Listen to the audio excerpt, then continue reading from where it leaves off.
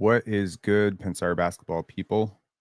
Today we're going to be talking about Darko Rajakovic's postseason presser.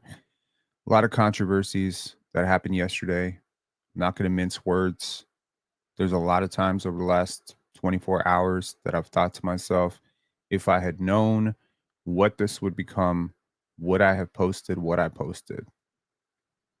That probably seems crazy to a lot of people to be like, come on, man. We got to hear something really nasty. It gave people a day worth of shit to talk about. But is it what we should be talking about right now? Some people call this corny. Reddit certainly thinks this is corny.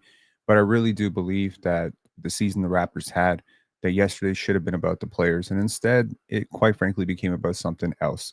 Now, I will talk about it because I think that this community is owed that. And I do know quite a bit about it at this point. We've seen a lot of the fallout of it, we've seen a lot of the response of it. Scotty posted about it. That certainly makes it very big. So, look, I initially, when the buzz was happening, I was like, boom, I'm going to transcribe it. I'm going to use the audio. I'm going to use, Adobe Audition. I'm going to clean up the audio, take out the background noise. You're going to be able to hear it clean as day. Thankfully, somebody, reached out to me. Probably I shouldn't have posted that I was going to transcribe it, because had I not posted, I would just been able to transcribe it. But unfortunately, someone did reach out to me and they made a really compelling case for why I shouldn't do that. And it's a person very close to the team, and I decided to respect their wishes. But I assumed that with this many people paying attention to it, that someone would transcribe it, and someone did. Now, I do think that it is worth noting that something that was said in that interview, in the hot mic situation that's being called Mic Gate or whatever, I do believe that there is a little bit of misinformation. You know, Arden saying Reddit ate you up on that, bro. It doesn't really matter, man. Reddit is Reddit. They're gonna say what they're gonna say. Twitter's gonna say what they're gonna say. Personally, there's a little bit of there's a little moment of empathy that you could have for some of the people being dragged through the mud for this. Someone like William Liu probably didn't say very much. You could certainly say, "Hey, you were there. Those are your buddies. You should have said something." It's not cool being, players being called dumb, or players having their enunciation dissected with an earshot of the PR team and the media. It's just, it's not professional. But we'll definitely talk about all that. I certainly will offer as much insight as I possibly can on this forum, because this is my forum. It's just not Twitter. And, I think that, y'all who've been paying attention to this closely certainly do not. I do want to say one thing, though. On Reddit, there was an accusation that I cleaned up the audio and determined, based on cleaning up the audio, it's the most upvoted thing, that I cleaned up the audio, and based on cleaning up the audio, that I determined that nothing serious was said. And so I'm trying to take this corny high ground situation. No, that is not the case at all. And you can hear it for yourself. There's nothing, you don't need overly fancy technology to hear what was said. It was, and quite frankly, if you want any indication that what I'm saying is right, look at the response. Literally every person who commented on it was like, wasn't me. Not saying it was right, but wasn't me. So what was said in that room. They can hear it. You can hear it. It wasn't cool. Scotty commented on it. Chris Boucher commented on it. Uh, the Raptors are very aware of it. So what did Scotty say? Said, be chatting, you know, and I don't think it bothered him too much, but I think it is perhaps a nice reminder. And look, yesterday on Twitter Spaces, we had a very, very long discussion about media and player relationships, how and what is appropriate, not appropriate. So I think we can get into all of that right after we do the Darko post game. I do want to mention that while this thing was live, the Darko Rajakovic post game presser, the postseason presser was live. Unfortunately, right after it went live, they removed it. They moved it to private, and no one was really able to hear it for the next 5 hours. I was planning to do this right after I was on the panel, but I wasn't able to access the video. So now we're going to access the video. I'll caution that the audio is awful. I don't know why a telecommunication company that owns a basketball team has such terrible, consistently terrible audio issues, and it's just weird to me, man. So apparently, the only solution to Mike Gate is to make it so that we can't hear any of the questions, which completely removes the context of number one, who's asking these questions.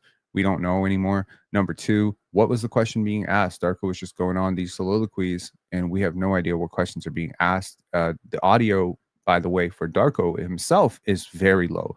So you can tell that, at least my read on this situation would be, they didn't want a repeat of what happened yesterday, obviously. So great. Let's just, you know what? Let's just turn off the mics. Like maybe that's the solution. Just turn off the mics and we can't hear anybody say anything. Okay, so let's get to Darko Rajakovic. I think he dropped a few gems about Scottie Barnes, Emmanuel Quickly, the rookies.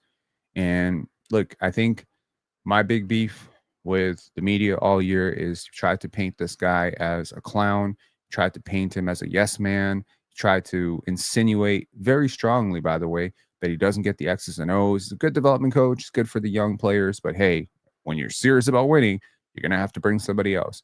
I think all of that is very insulting, personally. A person who has dug into him very deeply prior to him getting this job and after him getting this job and has observed his process, has, heard a lot about how he has interacted with players and the impact that he's had on players, not just here, but also in Memphis and OKC. I think it is really insulting to think that a person who, presumably these media members who probably couldn't drop a play to save their lives are dissecting and broadly, characterizing this guy as just a guy who's here to be a company man, a yes man, a Scotty hype man. Couldn't be further from the truth. I think he's challenged Scotty quite a bit. He's challenged the young players, challenged Emmanuel Quickly, but he's done it in a way that I think the players can respect. Now, if you want any evidence to suggest that old school coaching, that sort of chew them out, vent your feelings, scream, berate, air grievances through the media, that style of coaching does not work in the NBA. You just need to look at the players, the coaches who've been fired. Coach Budenholzer, Coach Mike Malone, sometimes Coach Mike Brown. Very fiery individuals, very emotional, very blunt. It doesn't work. It doesn't work, okay? You might be able to get away with it if you're Steve Kerr. Even Steve Kerr has a very delicate hand when he deals with players nowadays, right? You got to just consider coaches are getting younger. They're getting a little bit more approachable. These players make a ton of money. You need to be able to approach them differently. And I'm not saying you got to be soft and you can't challenge them. No, you can challenge them, but you got to get to know them first. You got to connect with people before you challenge them. That's something that Darko understands very, very well. And something that I really admired about this interview was how he took accountability and said that he's going to look at himself as well. I think that is a very underrated thing. You don't hear a lot of coaches often say, I got to be better. I'm going to, I ask players, how can I be better and stuff like that. But, if you're a player, you're in the foxhole with a guy who's donating $30 per assist that you hit. Big donation from Darko and Gaga. $70,000 today. So I think that was huge. Shouting out the tempo, I think that was pretty cool. Showing some support there, saying that he's going to try to watch as many of those games as possible. Certainly, the Raptors can do a lot, with their existing brand awareness, granted diminishing, to prop up the tempo at a time like this. Obviously, the WNBA draft just happened yesterday. This is the last WNBA draft that's going to happen without the tempo. I'm very excited about the tempo. I don't know if you guys are. Don't love the logo, didn't love the name, love the concept of a WNBA team in my city. Love it completely. Congrats to Paige Beckers going number 1 to the Dallas Wings yesterday. That was also very, very cool. Also, they drafted my second favorite player in that draft, Isaiah James. So I'm going to be watching a lot of Dallas Wings this summer. That's going to be really fun. I think it's July 27th, Caitlin Clark versus Paige Beckers. We might do a post game on that. That would be really fun. I digress. Darko's a really good dude, man. I can't say enough about it. But people have had their opinions about him. I think the puckhead media has dragged this guy through the mud. They have, again, what I'll say is Mike Gate or no Mike Gate, hot mic or no hot mic. I think anyone who hears people like JD Bunkus, Sid Sixero, not Tim McAuliffe, not so much, but not Blake Murphy at all, but sometimes William Lou, sometimes Josh Lewenberg, definitely Aaron Rose. When people hear these people talk, quite frankly, there is an air of dismissiveness, sarcasm, and disrespect inherent in some of the stuff that they say. You can see it in their talking points. You can certainly gauge that tone for yourself. And if you're perhaps exceptionally good at picking up on tone, you'll pick up recurring themes over and over. I played a clip of William Liu, I want to say a few weeks ago, insinuating very strongly that Darko was lying or making excuses for Scotty Barnes. That, oh, Darko will never say anything about anything bad about Scotty. So what are you really doing? You're ruining the credibility of the coach, aren't you? You're by strongly insinuating that someone is lying. You're ruining the credibility. Now, as somebody who has had my credibility dragged through the mud several times through false allegations and, quite frankly, misstatements, things like he would never say anything bad about Scotty. He's not a real Raptor fan. Like, come on, man. Come on. The people calling me not a real Raptor fan weren't there in 2001, 2002. They weren't there in 2005, 2006, 2007, 2008.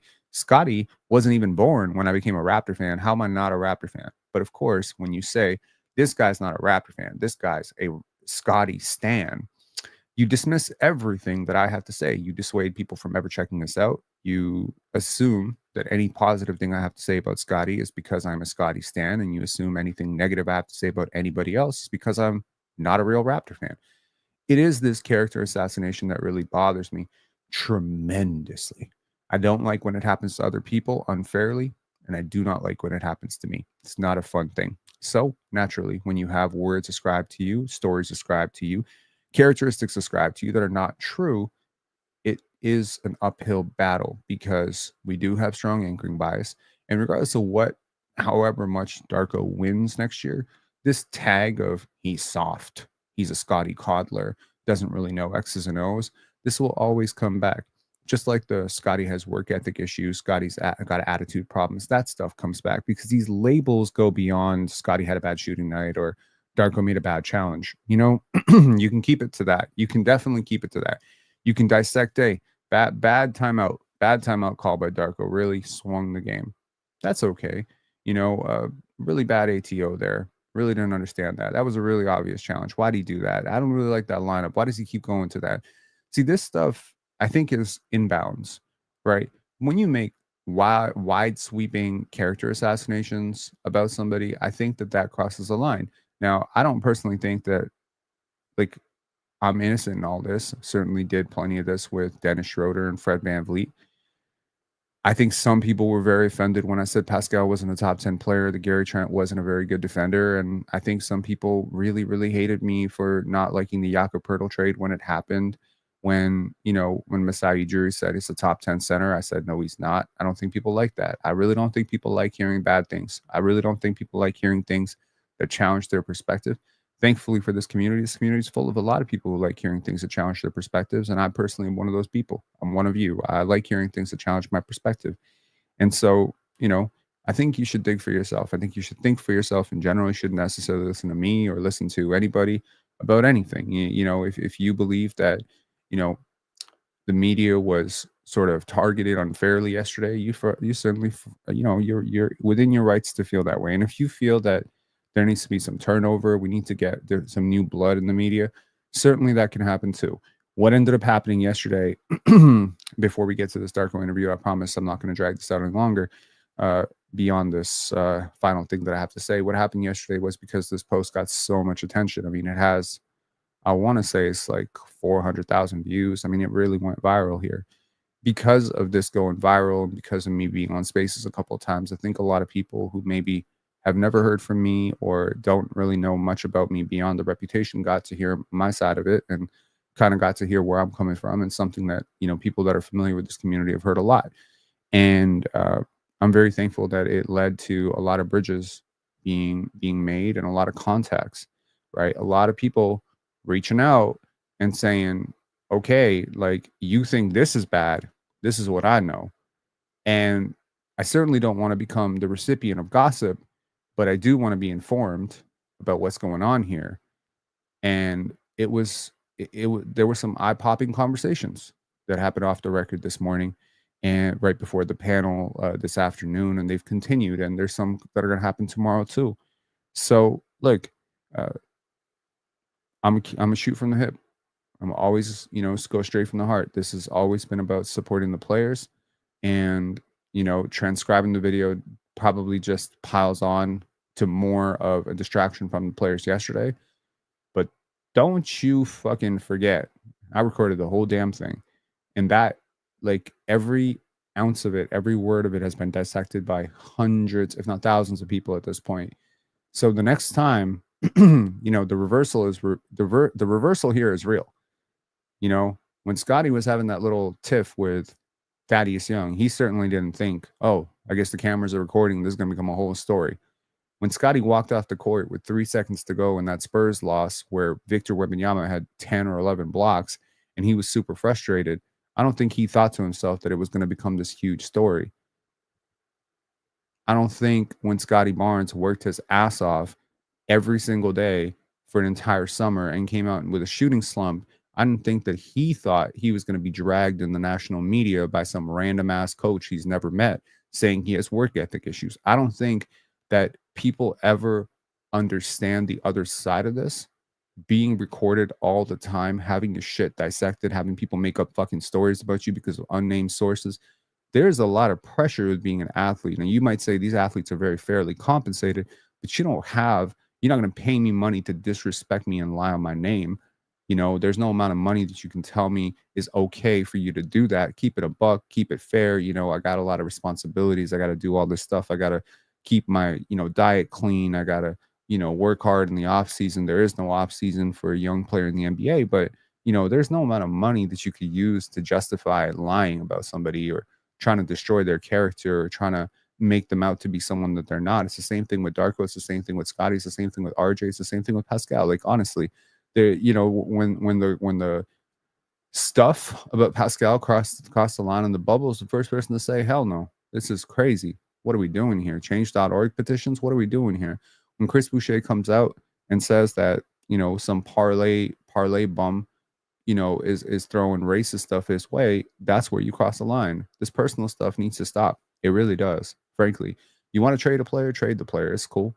I don't think we have to agree on that. You don't think a player is good enough to lead a championship team? That's cool too. If you didn't think the coach isn't good enough, that's fine. But if you're a media person, I need you, honestly, to address your fucking bias. Because what's clear to me is that I need to know who's talking. If you have a bias for Nick Nurse and you don't think that Nick Nurse should have been dismissed, I need you to just wear that on your sleeve. I need you to just tell me that I'm still a little bit pissed off that Nick Nurse got fired. I don't really like this guy. If you're racist, sexist, homophobic, maybe you need to start putting that on your shirt. Maybe I need to know about that. If you have a little bit of a thing against people with accents and you automatically assume that every person who speaks with an accent is a little bit stupid, maybe we need to know that about you. Maybe we need to know what you know before we listen to what you think about what you know. We need to know that, right? And that's just fair.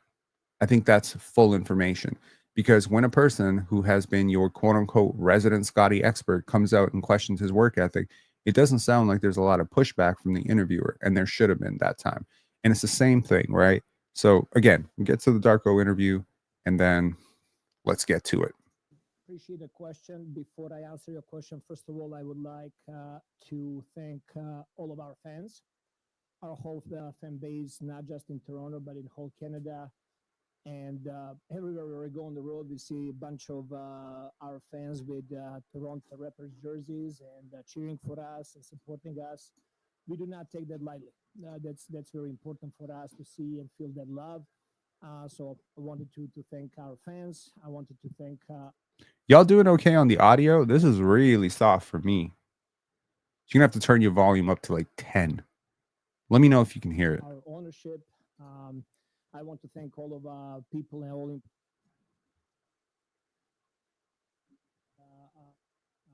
think it was a good season for us. Year one of rebuild. Now it's time for the next chapter, and it's time for us to make a next step. How do we get there? We get there with doubling down on our habits, doubling down on our hard work, doubling down on believing in our young players and young core, and continue to developing our team.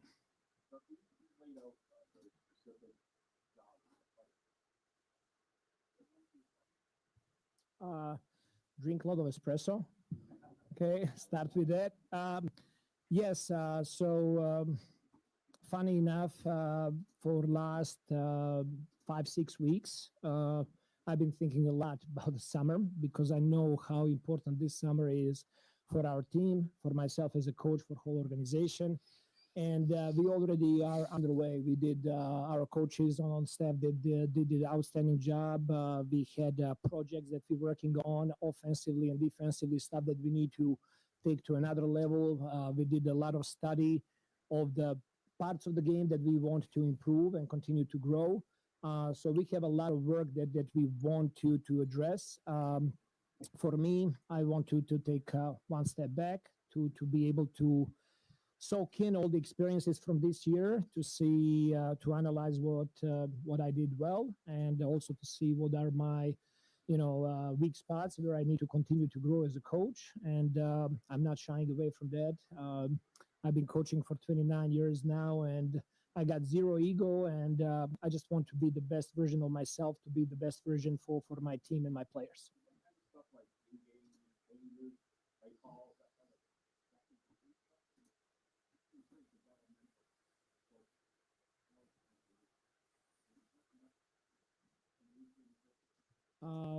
I think I'm pretty good with adjustments in games. We did it a lot this year. There is a fine balance between searching for adjustments and for tricks, and then really establishing good habits. Those good habits are not just necessarily development, but also establishing what we do and how we want to do it. And sometimes I'm going to call the timeout, and maybe game is going to demand that I need to change coverage. But should I change the coverage if we did not put enough effort and enough attention to detail to what we need to do? So I really believe in strong habits, that they're a most important thing for a team to be successful. And for us, it's time to continue to grow. Nothing pretty much changes for us.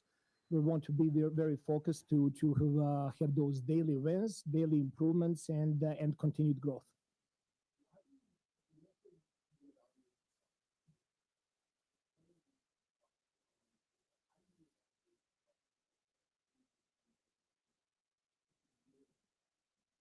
Um, it started yesterday during our exit interviews. I talked to all the players and I asked them for honest feedback. What can I do better to be better for you, to be better for the team? This is not about me. I'm the coach. This is about players. None of the fans are going to buy a ticket to come and watch Darko Rajakovic coach. It's not about that. They are coming to see players, and I completely understand that. And I'm there always for my guys. So it's very important to know what my players think. Next layer, it's very important to know what my front office thinks.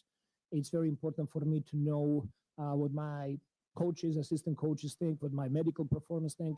And I'm going to have a lot of conversations with all of them to point those things out to me. I know and feel where I need to continue to grow, what are those areas for me, but I also want to hear objective opinions of people that I care about their opinion.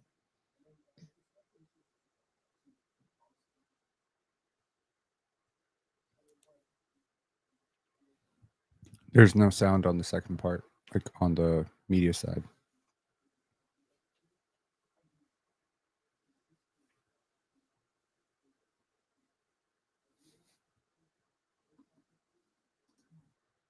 Well, maybe it was a surprise for you or somebody else. I did not have any surprise because I know the way our front office works. I know how our scouts and everybody's putting so much work into it. Just to remind you, we went into last year's draft with one pick. We ended up bringing 5 rookies to our team, and our front office did outstanding job. But apart from identifying those guys, Small correction. You went into last year's draft with 2 picks. You walked out with 5 rookies. Number one. Number two, kind of an interesting sideswipe there that, hey, y'all have been covering this front office for like 12 years. I've been here for 2 years, but it might be a surprise to you. Not a surprise for me. I know how this front office works. And respect Masai, man. I have to give a lot of credit to my coaching staff, all the assistant coaches, and all the work and all the love and all the time they put in to continue developing our young core and young guys. I think in modern NBA, it's very important to have 1 through 15, 1 through 18, to have all the guys that can contribute. I think that adds a lot of value to the organization.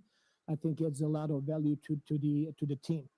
And I think when you have healthy competition inside the team and the players are pushing each other to be better, I think everybody wins. Everybody's improving, and team is going to be playing better. So I think everybody wins in that situation.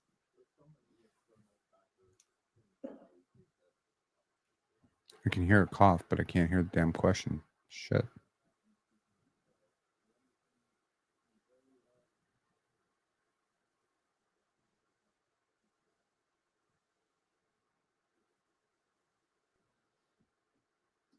Well, our core guys that we wanted to see them play together with RJ and Quickly and Yak and Scotty.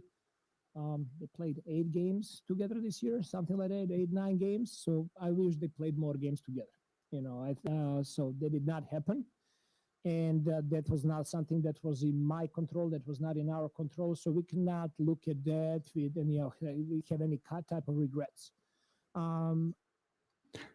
Isn't that a little bit false? Because, you alternated the lineups down the stretch, right? So if you're saying that's mandated from the front office, that's cool. But injury management, rest. We only ever saw Scotty plus RJ, or we saw Scotty plus IQ plus Yak. We almost never saw RJ play with those guys. It's interesting, obviously. This is I'm just saying I don't think it was completely I don't think it's completely fair to just chalk it up to like, oh, it was injuries. No, it was completely deliberate. And I wonder why it was deliberate if getting those 4 guys reps was super important. You had tough games down the stretch that you could have done it. I don't think we did enough of it, but that's fine. I think we achieved a lot. I think we were able to really position ourselves that we know what we need to do and how hard we need to play on defensive end and how that translated in games. And while talking with players yesterday, it was funny. Like players were telling me, "Coach, you got to double down. This is what's going to give us energy, our defense, and our aggressiveness. Like, you got to continue keeping us accountable. We love this, and it's not easy. The way we want to play, it's not easy. It's physically demanding. It demands a lot of energy. But it was interesting that multiple players said that actually it was giving energy back to players to play that way." So that was very positive this year. I'm really proud of the effort that guys were putting in, day out. I think offensively, they're creating good habits of playing unselfishly. And this is second time in a row, second year in a row that we beat franchise record with number of assists, which I'm very proud of. So we do share the ball. We play team basketball. We got to continue improving in execution, details. We got to continue improving with our shooting. And those are the things that we're going to really focus on this summer.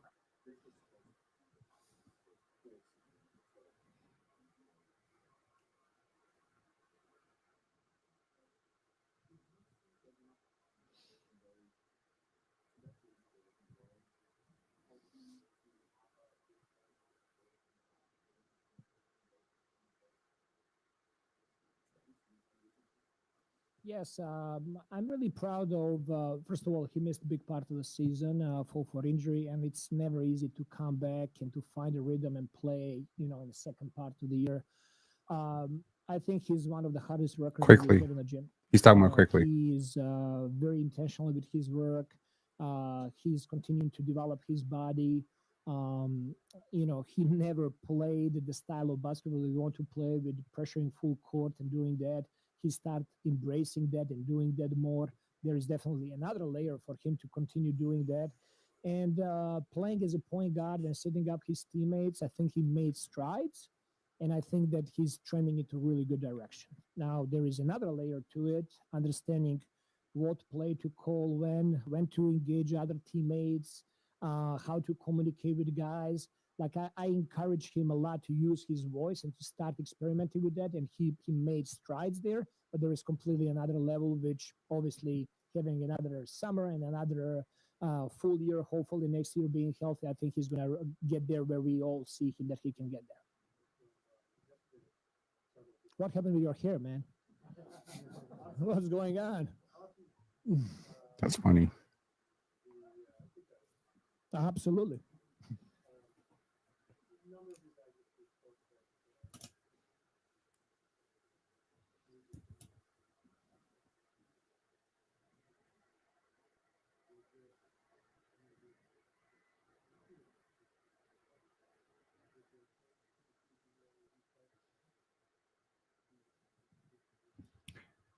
The mics have never been this low on the media, No, ever. NBA season is a long season, and there is a lot of going on. There's a lot of ups and downs. There's a lot of honest conversations that you gotta have with players, and obviously you want to be positive and upbeat and point out things that they're doing well. But my job as a coach, as a leader, is also to address like things that team or individual needs to do better. So if you have personal investment in somebody and you take time to spend one-on-one with that person on the court and off the court and go grab a lunch or a dinner, you know they're going to be much more open to listen when you addressing those call it negative things, but things that they need to improve on, or team needs to improve on. So there were a lot of situations, instances this year that really worked out well. There was a situation that I'll give you example, like we were on the road. We did not play well in the first half. I forgot which game was. And I jumped on Scotty Barnes. It was not his fault. He was just fine in the first half. But I jumped on him that he needs to be better, that he needs to do more. He's looking at me like I'm crazy, and everybody else is looking at me like I'm crazy. But instead of him like asking like, what did I do or didn't do, he said, my bad, coach, I got to be better. And he went over there and played much harder in the second half, even harder. And it got whole team playing much better in the second half. So I think having those moments is very important. Seeing our guys, seeing our team on the road to go and break bread on their own without coaches or staff organizing anything for them, seeing them to get together, go watch college games and then cheer for teams there. I think there was a lot of things that we did that paid off to create a better chemistry on a team and more trust on a team.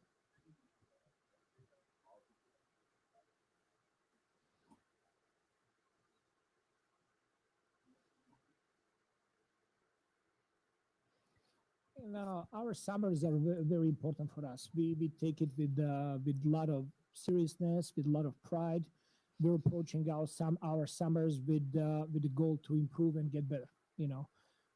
Season is over now for us. There's going to be a couple of weeks. We're going to give guys off, and we're going to get back to work. We're going to have our coaches go visit players.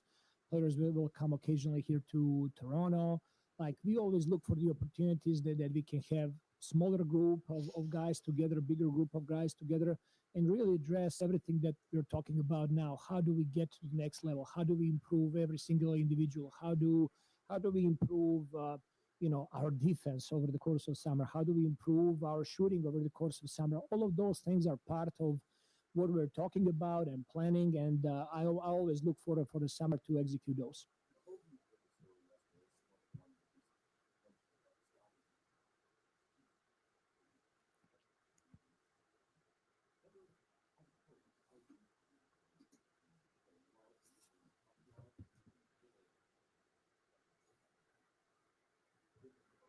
Right. Um, as a young coach, when I started coaching, I tried to mimic and to be somebody else and to act like some other coaches that were like my idols when I was young. And very quickly I realized that I cannot be anybody else. I need to be myself. I need to be true to myself and my beliefs. So I really believe in building players, building confidence, building the trust and all of those things. And I don't think that comes with just like praise. I really think it comes with hard conversations and like calling people up to the standard. Accountability is nothing else than the belief that the person can go to another level. Just want to point out something real quick. I mean, he says calling people up. This is something that he's done pretty consistently as opposed to calling people out. You want to call people up instead of putting people down. You want to put people up. And, the phrasing is interesting because English is not his first language. Right? This is a guy who's coached in Spain. This guy's coached all over Europe. English was obviously like a huge hurdle. That's why he had to go through the rigmarole of, going, being an assistant coach. I think his English is fantastic. And I just think that right now it's interesting watching a person get on the mic and try to be so authentic and so real and trying to keep things so positive and trying to explain things in such great meticulous detail. And you think to whom he's speaking, and it kind of makes you sad. Kind of makes you sad. You're getting up there, you're trying to be a teacher, you're trying to be, you're trying to move a room that's already been moved to the other direction. You're trying to move people who ain't worth moving, man. You're trying to teach people who don't want to learn, right? I mean, if you're picking up what he's putting down, you probably adore this guy, right? Probably. Probably. But if you're not, if you come in with your bias and your preconceived notions about who he is and what he's like, and you've listened to some of these allegations from these other podcasters and these media people and the way they write about him and stuff, you probably not buying any of this. At which point, it's just a fucking waste of air. 37 minutes, could have done this in 3 minutes. 3 minutes. That they can achieve something bigger and better. A lot of times, not even players are not aware that they have another gear, they have another speed, they have another way to play. And my job as a coach is to get the best out of them. So sometimes it's going to be through praise, sometimes it's going to be through conversation, sometimes it's going to be over dinner, sometimes it's going to be using a lot of Serbian profanity.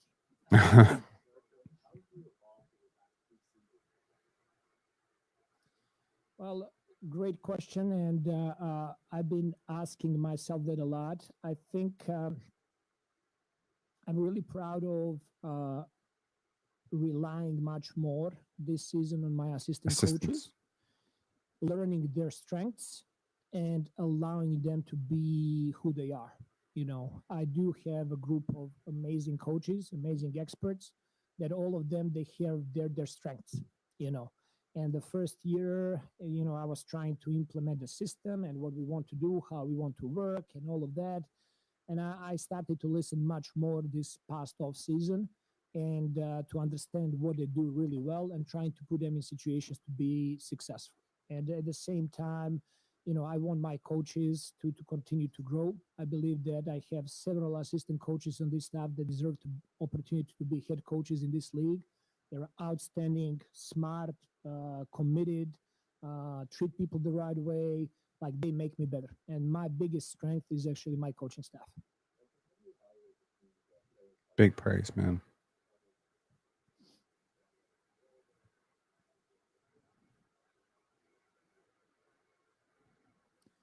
I mean, I never talk about expectations. I always talk about high standard. And for me, that starts with every single day. How we practice, how we prepare, how we treat each other, how we represent Toronto Raptors and the city of Toronto and the country of Canada. We take all of those things very seriously. We know who we represent. We know how big of a market Toronto is. We know how everybody wants us to do well and to succeed and to be very successful. And that starts with daily fights. There is no final goal. We want to position this organization to be contender to win championships for a stretch of 10 years. When we win the championship, and we will win it one day here, when we win the championship, that's not the end goal. The goal is going to be go do it again.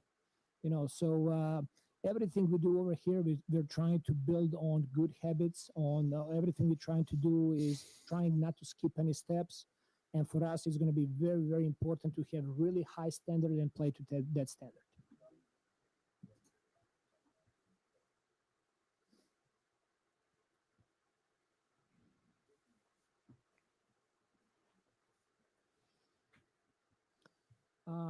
Scotty Barnes is a unicorn. He's an amazing player. I love Scotty Barnes. I love everything he does. Scotty Barnes is the reason why our defense was so good and improving this season, because Scotty Barnes puts so much into it. He owns it. He's talking to his teammates. He's motivating them, and he's setting the standard by playing really, really hard. So I'm really proud of all of his improvements this year in that regard. Scotty Barnes is a leader of our group, did an outstanding job. At the age of 23, he was able to keep our group together, to keep everybody believing and trusting each other. And offensively, I definitely allowed him to experiment much more this season with post ups, with mid ranges, with drives. He's such a player that he has a lot of tools, you know, And it's important for him and it's important for me to identify what are the best tools in that bag that we can use and that we can sharpen and that we can improve. So I have a pretty clear idea, what this summer needs to look like for Scotty and how he needs to make next steps in his growth. And I know that he's going to be working extremely hard to achieve all of those.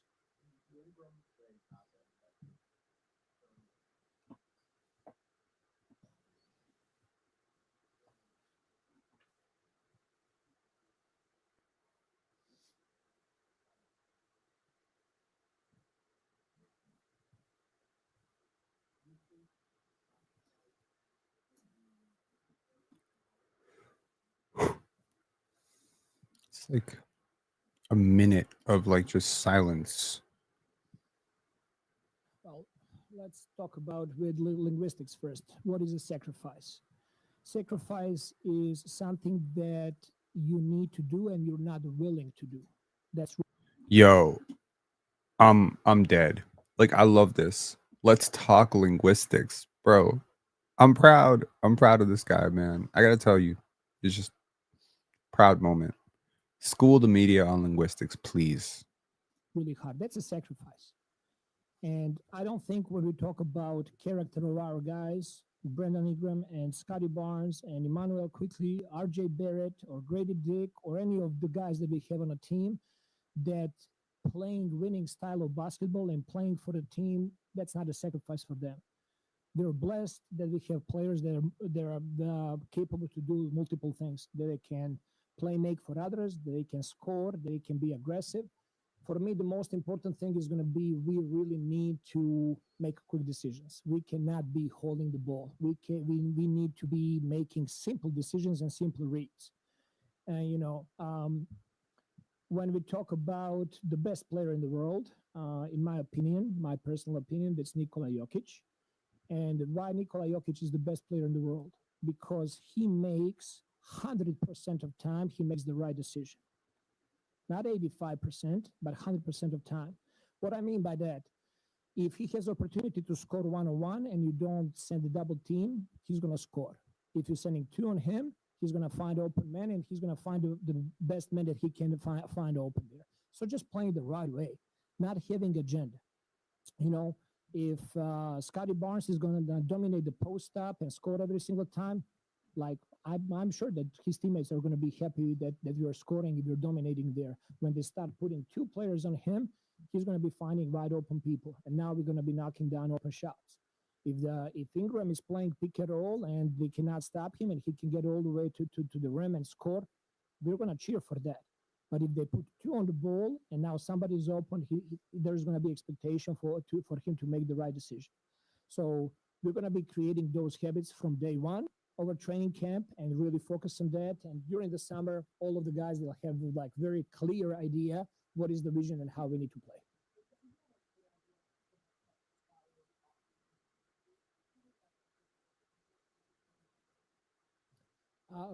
He needs to continue growing on defensive end. With us winning more games, definitely he's a player that needs to be in conversation for all defensive team. That's how much he does for our team, and that's how much he makes the difference on the court.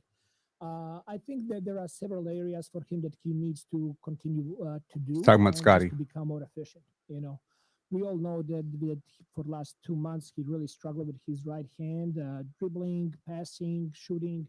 He was constantly in the pain. He played through that. I give him a lot of credit playing through that and playing on that uncomfortable pain that he was feeling all the time. And I think it's going to be very important for him just to be efficient in all of those situations, to be more efficient, to have higher percentages of shots. But his decision making and playmaking is there. You know, when he was our backup point guard, due to all the situations that we went through this year, he did struggle with the turnovers, but also that helped him a big time to improve and to have those reads. So when he became secondary ball handler, he was already much better. So I think that he's going to be just fine in that regard. He just we need to improve efficiency there.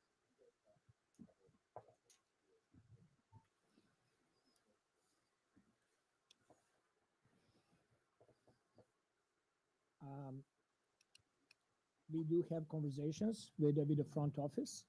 They are aware of the needs for the team. Bobby and Masai, our scouting group, they're doing relentlessly during the whole season, and they're going to continue preparing us for that moment.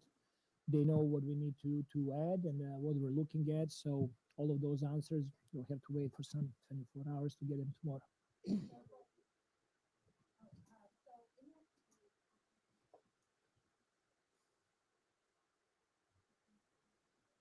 I'm going to speed this up to 1.25.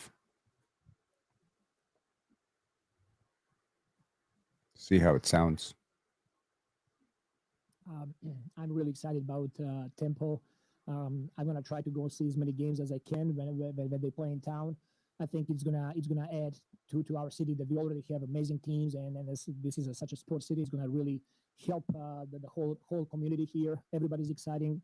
You know, when I drop off my son in school, you know, some of the parents are already bragging they have tickets, season tickets bought. So there is a lot of excitement about Tempo coming and starting to play. I love coaching community. You know, we have very good relationships with local coaches here at the high school level, at the college level, and when we at Tempo, I'm definitely looking forward to connect with coaches on that team and learn from them and continue to cooperate together.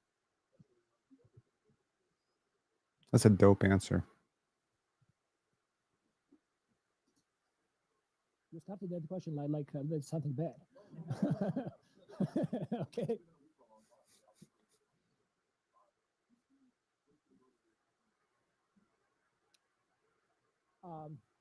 I told Brendan that I don't want to change him. He's already an amazing basketball player. I don't want to change him. He needs to be himself. You know, people are always going to talk about, oh, mid range, that shot. Brother, if you can make a shot from that position there, go for it. You know, what I'm looking more importantly is, you know, things that we talked about. Like we cannot be holding the ball and, you know, everybody standing for one player to make a play. That doesn't matter who the player is. All decisions that we got to make it quickly. I think that's the way how game is evolving. We're doing as a team, we're doing a really good job of spacing the floor and cutting and moving. So Brendan is very very good passer. I think he doesn't get enough credit of how good passer he is and how he can play make for his teammates. Facts. So putting him in that role and like seeing him how he's playmaking, and now one time is going to be Scotty in pick and roll. Now next time is going to be Brendan. Next time is going to be quickly, and that how they're going to be creating for each other is going to be very very important for us. You know, and when we do that, everybody eats. You know, when we win, when we share the ball, when we play the right way, everybody eats.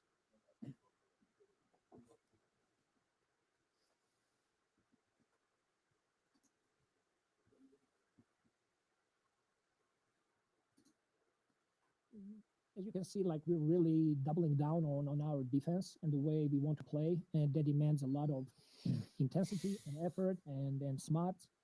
You know, I'm a big believer that the way game is developing is having two-way players. You know, and we made a lot of strides on that defensive end. We need to make more strides on offensive end there as a group. And I think like anybody who's going to be able to do both things is going to win more roster spot and is going to win more minutes on a team. So the way game is developing, like there is no more like, oh, he's just like specialist at doing that. You know, so I think all the players and we have very healthy competition on the team. They're going to be pushing each other towards that goal to be able to guard multiple positions and to be able to score different ways in offense.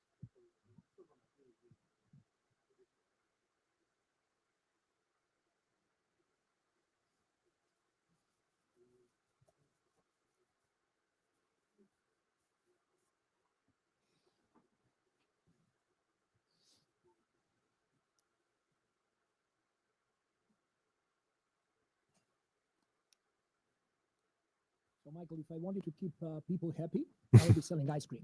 I would not be a basketball coach. You know, so my job is not to keep people happy. My job is to keep people accountable, to help them to grow, to put them in a situation to be successful. You know, with that being said, I cannot play 15 players every single day, every single night in a game. So competition, they're going to be fighting for it. They got to stay ready. You know, you might be playing one night, you might be playing 10 minutes or 15 minutes. Are you going to be a good teammate? Like all of those things come down to work that the guys put in. You know, so I want to have that problem. I want to have guys available. I want to have great players on the team. I want to be facing those decisions. So I'm not shying away from that.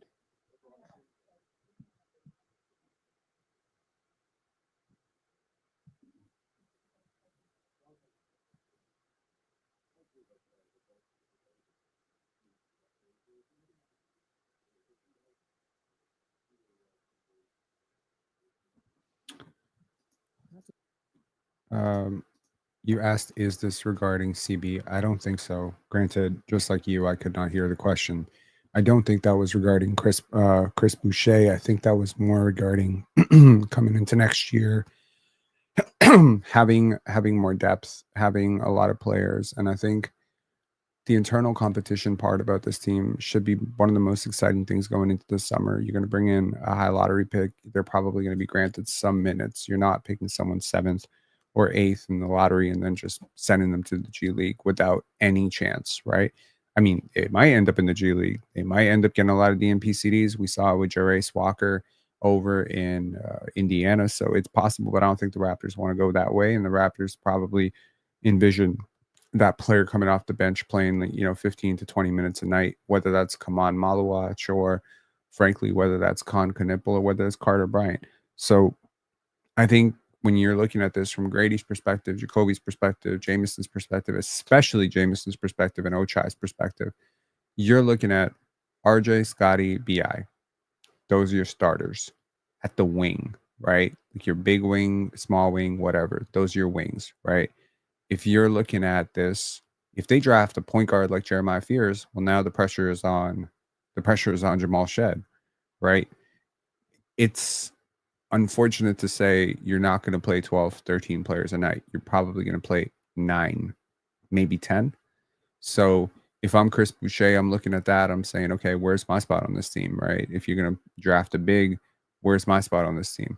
But again, as I said, if you're Jameson Battle, if you're Jacoby Walter, you're maybe even Grady Dick. I think you have to look at this summer like a prove them, because all of these guys are soon to be paid, right? If you're Jacoby, it's 2 years away, or 3 years away, or 2 years away, really, for the extension. If you're Grady, you're 1 year away from an extension. You'll be extension eligible next summer. So you come out this year and you shoot 40% from three and you become like a 6 man of the year candidate, suddenly that extension is going to look really nice. And if you come out and you struggle and you shoot 24%, and Jameson Battle and Jacoby Walter and this rookie are ahead of you, you're struggling to find 7-8 million on your next contract. This is a make or break summer for a lot of guys on this team. And I think, the only spots that are completely secure on this team until something changes via trade, honestly, the only spots that are completely secure, I want to say completely secure, Scotty, BI, Yak. That's it. That's it. Those are the only spots. IQ, RJ, I mean, pretty secure, but not guaranteed secure, and largely secure because of money. But what is Darko going to do if Jacoby Walter comes out next year and is like a Case and Wallace level defender? I'm not saying he's going to be, but I'm saying what if he becomes that? What if Jacoby takes this massive second year leap? How long are you going to keep him on the bench for RJ Barrett? Right? So again, everybody got to work hard. I think internal competition is a very, very good thing in the NBA. I think it's great. It's a tough question. There are several players in different areas that stood out. There might be players that I knew that they can do certain things offensively. They really improved defensively. There were some guys that did good job defensively and then showed progress on offensive end. Really tough. I cannot point out one player there for you. Yes, I do.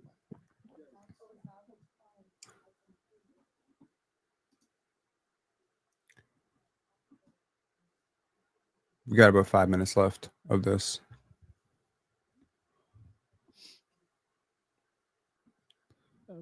He has such a character that leadership comes natural to him. He's doing outstanding job of communicating with veterans, communicating with rookies. It's such a Scotty. natural thing for him to get the people around him. A lot of times on the road, he was the one that vets are going to say, Jamal, Oh, Jamal. as the leader we're going, he would set it up, every time and we have birthdays, he's the one that always likes to sing and dance and do all of that. All of those like small trades, like put him in a position that everybody likes him, and just the way he competes night in and night out is allowing him to be more vocal. So for him, the challenge is going to be in elite conditioning, to continue improving. I told him several times, like his left hand, he needs to improve that a lot this summer. So he's aware of that. So he's down to do everything he needs to do this summer to improve as a player. and the more he's improving the player, the more comfortable he's going to be on floor, the more comfortable he is, his voice is going to be better. So I really want him to continue growing with his voice, and he's doing it in such respectful way, not taking away from any of the vets or any of other guys on the team. So that voice is very, very important for us.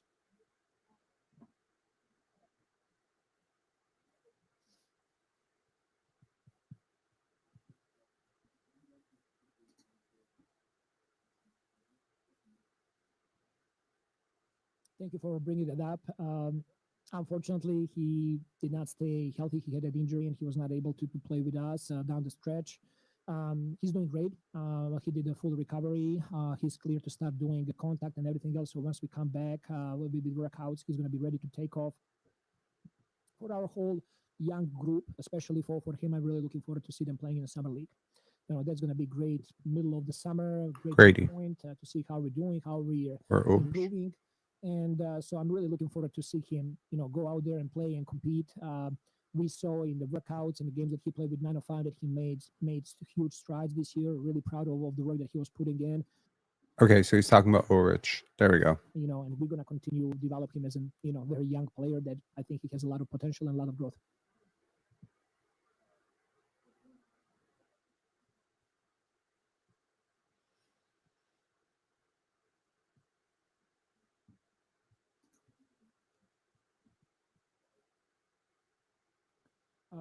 Yes, I would like to continue with that tradition. I think those hospitals around the whole globe that are working with kids and families, sick kids here in Toronto, St. Jude in Memphis, and Tirshova Children's Hospital in Serbia, they're doing outstanding job. Having a chance to talk to staff in those hospitals, I know how much they work, how much they're dedicated, how much they want to help the kids. Me and my wife, we are, parents. So we have a 7-year-old boy, and we understand how important it is to have health and have family. And we understand how much those hospitals are doing to help families in need. So it's a small gesture from our side that we want to help, and anything we can do to help them, it's big for us. This year we had a chance to take our team to Sick Kids Hospital, and they were really touched by what I saw there as well. So all of those initiatives are tremendous. They might not take a lot from us, but they mean a lot for all those families in need.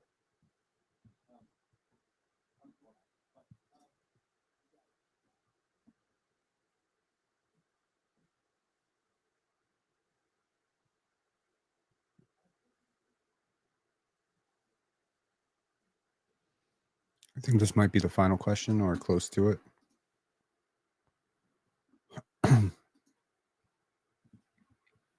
Yeah, it's the final. I think that role on the team is very important. I think that Garrett Temple did unbelievable job this year with our team, last year as well, but this year he took it to another level.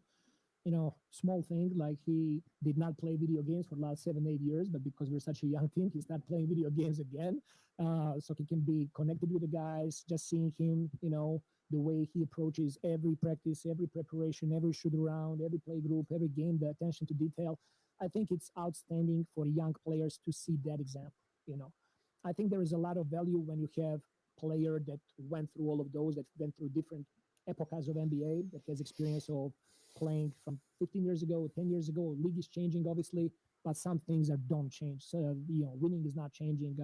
How you go about business, that's not changing. How professional you are, that's not changing. How you treat people around yourself, that's not changing. And having somebody like Garrett was outstanding, very valuable for me. I would go and consult with him on many things, and he did an outstanding job in every practice, setting the standard for guys. So I do believe that it's important to have somebody like that on a team. Okay, cool. So I don't think we learned a hell of a lot that we didn't already know, but it's nice to hear, Darko express his thoughts. I think last year he mentioned it actually, that it was a really huge point of weakness. I think he might have mentioned it, if I'm not mistaken, right in his closing presser, that he needs to work on getting better with the coaches, the assistant coaches, that sometimes maybe he was a bit of a control freak. I heard something very similar to this myself, a few weeks into training camp in his first year, that he was kind of taking over everything, and his assistant coaching tendencies were coming out, and he was kind of trying to do both jobs. And I think maybe someone talked to him, maybe he recognized it himself, maybe He's got some good people around him, Jama, Evo, etc. So, a lot of these guys have had that assistant coaching position before. And I think specifically Jama, who coached as one of the lead assistants under Steve Kerr and also under Dwayne Casey, like he's had a lot of experience. So he could easily go up to Darko and say, hey, like, I've been doing this for a while. This is how you can use me better. This is how you can use Pat Delaney better, et cetera, et cetera. And I think that, it shows a lot of growth that he's willing to actually acknowledge his weaknesses and then fix them within a year. I think everything counts, man. I told you this last year when, the Dennis Schroeder thing happened, right? Now, we all know that Dennis came in and says, Darko, Darko, I'm here for Darko, right? Probably didn't rub it probably didn't rub the locker room like necessarily the right way, right? Maybe Dennis and some of his pressers and being very chummy with the media and being very, showing up on the Raptors show every day. Maybe that didn't sit right with this group. And you can tell now without a Dennis Schroeder type personality on this group that the group is doing much, much better. But I will say that it was very telling to me that Darko stayed consistent and stayed loyal to Dennis, right? Again, even though I don't like the guy very much, I'm not a big Dennis Schroeder guy. I've never really been a big Dennis Schroeder fan. I can respect the fact that he stayed true to the guy. He didn't dump him to the wolves. He didn't talk shit about him. He didn't, just automatically just discard him when he struggled. And it's the same thing with Malachi Flynn. And again, when you're getting to know people, it really helps to understand how they treat the people that don't necessarily matter as much in theory, right? Every coach who's going to come in here is going to suck up to the max player, right? Every coach who's going to come up here is going to be like really, really chummy with their starters. How do you how do you treat Garrett Temple? How do you treat Ulrich now that he's not playing? How do you treat, your assistant coaches? How do you treat your staffers and your ball boy? Like anyone can be nice to Masai Ujiri. Are you nice to Masai Ujiri's doorman? Right? This is all observation. It's just like when a girl goes on a date with you and you're really sweet with her. You kind of snippy with the waitress. Mental note made, right? So how you treat everybody is how you treat anybody, or how you treat anybody is how you treat everybody. There is ultimately that thing that I would say when the opportunity comes, the worst you treat, like imagine a person that you treat terribly, you treat everyone like that if you could. If you treat anybody terribly, I believe you have the potential to treat everybody terribly. And that's ultimately, when you think about tyrants who rise to power or people who become CEOs or whatever. Yeah, you notice certain tendencies. They're not very nice to their coworkers, but they suck up to their boss.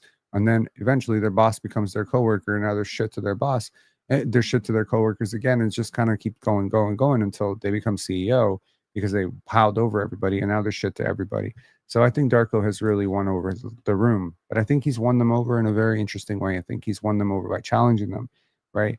I think there was a lot that he said about like last year about Scotty Barnes having, maybe too many options, right? He wants to be good at everything. And I think that's been a constant Scotty problem, right? He's always wanted to be a great defender. He wants to be a point guard. He wants to be, this positionally versatile guy. He wants to be blocking shots. He wants to take threes. He wants to, score in the mid range. He wants to be, facilitating in the middle of the court. And it's just like, bro, at some point, you can't just be this mid at so many things. You got to pick a lane. You got to become bread and butter. You got to have, one move that I can go to for consistent 2 points. You got to have that over the left shoulder, boom, turnaround, or maybe a hook shot, or maybe like a one dribble crossover, step into a mid range jump shot off the dribble. Like there's got to be a consistent diet of that is what you do. And if that's not what you do, then I don't know what I'm going to get from you on a night to night basis. I don't know how to plan around you. And, it's kind of like Kevin Durant. Ironically, y'all talking about Kevin Durant. Kevin Durant is like this really like, he doesn't do everything. KD is not like the greatest defender. He's a good defender. He's not the greatest defender. He's not the most positionally versatile guy. He's pretty positionally versatile. But that's not his bread and butter. He's not the shiftiest handle. He's not the greatest passer, but he is a bucket. He is a scorer. There are certain zones on the court where if he's in that zone, he's scoring. If he gets the ball within, with a defender and there's no second defender shading, he's scoring that. And he's getting to a spot and he's scoring. And, again, you are what you do repeatedly. And I think the message just clicked with Scotty. How many times with Nick Nurse did we hear, he has a green light to score. He has a green light to shoot. I wish he would shoot more, but he wouldn't shoot. He wouldn't shoot those shots. He was rejecting those threes. He was passing up those threes. So doesn't it mean a lot that this coach has come in and he has actually gotten him to buy into that? That he's gotten him to buy into playing a way that maybe doesn't feel as comfortable to him. I do think that Scotty's season, and frankly everyone's season, was split up into little zones, right? You have a little zone where, you know, you're going to work on this thing for 10 games. We're going to build some sample size based on the opponent, based on the matchup. We want to see how you can do this. And now we can go to the summer and say, okay, now that we're trying to win, left corner, catch and shoot. That's your go-to, right? We're going to put you there a lot. You're going to perfect that shot. I want you to work on that shot all summer. Right block, mid-range, turnaround, 2 dribble, turn, boom. We're going to do that a million times this summer, and that is going to be your bread and butter. And, you know, maybe there's a couple of moves in the low post. You don't have to do 500 things. You just need, you need like, I'm going to say this. For a basketball player at this level, you probably need about, I'm going to say about 4 or 5 zones and about 2-3 counters and about 4 or 5 moves. That's what you really need. You don't need to make this super complicated. You don't need to be able to, you don't need to become Luka Doncic. You don't have to become Trae Young. You don't have to become a magician with the basketball and have just an endless, you know, bag of counters and counters and counters. You are a 6'9" human being who can get much stronger. You know, watching the Orlando Magic versus the Atlanta Hawks, watching how much Franz Wagner struggling to shoot right now, watching Paolo Banchero struggle to create anything of consequence. And basically, if he's not just barreling downhill, he don't have anything. Like if he doesn't get ahead of steam, creating from a standstill, getting picked off, not even by great defenders. And, you know, like you look at these players and maybe you haven't watched Paolo all year. Maybe Paolo's been playing pretty well, but maybe you just box score watching. You're, oh, 30 points, 32 points, 33 points. Must be better than Scotty. Must be better than this guy. But you watch a game like this, and I'll tell you what, I think Scotty would perform a hell of a lot better against, you know, the Atlanta Hawks in a play-in one-game situation than either Paolo or Franz tonight. That's my opinion. I don't know. Games like that really test you. They test your athleticism. They test your decision-making. They test how sharp you are. They test your, you know, overall like acumen as a scorer, as a bucket getter. And I think Scotty can just be so much better next year. Okay, let's get to something else here, which is the attempted transcription. And I want to caution that I don't think this is completely accurate. And I'll point to something that I don't think is accurate in this. Now, I will, here we go. Okay, so this is the account Scotty or Barney, right? And he has attempted to transcribe this entire exchange. To those of you who were not able to hear the audio, felt it was too muffled, I want to show you this. Okay. Not just his enunciation, which like was super bad, especially last year. Can you hear it? His attitude, like he's having fun. First year, or even before, it's going worse and worse every year. It's not just his enunciation, which when we first interviewed Mogo when he was drafted, I was shocked. He is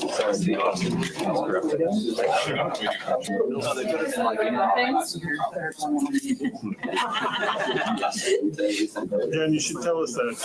Like, you should sign a waiver. I just learned by myself, and I was like, when we first interviewed Mogo when he was drafted, I was shocked. He is There's some fucking bad things against that. Trademark, careful language. Hang on. There's some fucking bad things against that.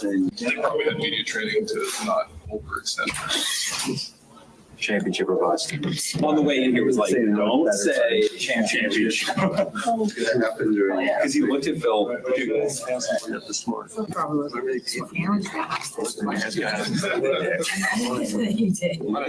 They probably had media training to. Okay. So, as suspected, transcriptions help. It helps to understand what was said. Now, sometimes the subject changes without you knowing the subject changed. Okay. There's no debating 95% of that. The only real debate in this entire exchange comes from one thing, which is, was Jonathan Mobo called dumb? Was Jonathan Mobo called young? Or was the comment about he was so dumb even directed at Jonathan Mobo to begin with? This is something that I haven't heard anyone else say, so I'll just sound off on it. Even though I can do a transcription, even though I can clean up the audio, I cannot reverse engineer and put a microphone there and a video camera and see if there was a point, before, right? Because, for instance, not to put you on the spot here, Mel, but I might be like, let me see, this guy's stupid. I could do that, right? But you wouldn't even know I was talking about Mel on a straight audio conversation. So that's maybe the troubling thing, right? It's important to realize everybody who was in that room was privy to that conversation. The entire tone of the conversation changed immediately, and somebody pointed out the hot mic immediately when the conversation turned to, he was so dumb. I want to be clear about something, and I'll give you my analysis on it. And I promised the person that I spoke with yesterday that I would not transcribe. That was the only promise I said. I didn't say I wouldn't talk about it. I just said, in order, because they made a really strong case. And by the way, just to anybody, if there's some Redditors watching or whatever, select one person from your group that is willing to come on a private conversation, and I will literally show you the DM. You can't record it, but I will literally show you the DM of the people that reached out in regards to this. This went way, way, way up here. Okay. So I'm not even trying to like, get myself into bullshit. First of all, number one. Number two, I'm not trying to create any more of a distraction than this is already created, because I do think that it's kind of fucked up that on a year after all these players busted their ass off and worked so hard, that the final day of the season, which should be about, declaring goals for next season, reflecting on goals for this season, it should have just been pure. I feel like it should have been about them, and it became about the people who cover them. And I think that that's just sad. Personally, I think that's sad. I mean, it might be funny. It might be good for content. It might be good for revelations. It might be good to have these deep conversations about, race and media and how players interact with media. It might be good for all of that. But the truth is, I would prefer that this not have happened. Personally, right? Like, I would really prefer this not have happened. And the mob justice that the internet goes through, where, yesterday we were on Zazu Space and he was just like, how are you calling Jonathan Mobo dumb? Like, how dare you call Jonathan Mobo dumb? He's so intelligent. He's such a good passer. He's so well spoken. How can you call him dumb? And I want to present my theory in terms of why I believe Jonathan Mobo is not called dumb. Now, I'm leaving this at the 1 hour and 13-minute mark of this live, because I suspect that it's hard to have a public conversation without also knowing in the back of my mind that there's a lot of people watching this that I don't know who they are. And maybe I don't even want them to watch this, but they're still going to be able to watch it because it's publicly available shit. The conversation about Jonathan Mobo, and this is something that I heard, I want to say 7-8 months ago. I heard 7-8 months ago when J-Mo was drafted, or 9 months ago. I'm surprised they grew up. This is something that I heard. I'm not gonna blast out whoever said it, but yes, it was sent to me. I think a lot of people understand that I have a lot of issues with the media, and I just want the media to know that your friends who maybe don't fuck with you, and maybe your coworkers, they do send DMs. So if y'all on a text chain, maybe watch your shit. He said, I can't believe these two grew up together. And the implication there was that Jonathan Mobo was apparently so mature. They're the same age. They grew up together. I can't believe that he sounds so mature. The implication by that, of course, is that Scotty does not sound mature. So my interpretation of it, if the person who said it is the person who said it here, my thought process would be, because he was so dumb when he was drafted, was actually directed to Scotty, not towards Jonathan Mobo. That was my thought. It may have been directed to Jonathan Mobile. I wasn't there. I don't have a video, but that's my interpretation of it. That not only was the first jab about the enunciation and the attitude about Scotty, but I believe actually the second jab, the third jab, really about the dumb, was also about Scotty. And I believe that, you know, the person who said, "Hey guys, there's live mics here," I think that person actually made a point. I think that person made a point to shut this down. I think they were protecting their own. And while I got no problem with you protecting your own, my question to you is, why don't you feel that way about the players? Right? Why do you not feel that way about the players? You should feel that way about the players, frankly. Now, I've been telling y'all for a long time, and I want to prove it to you.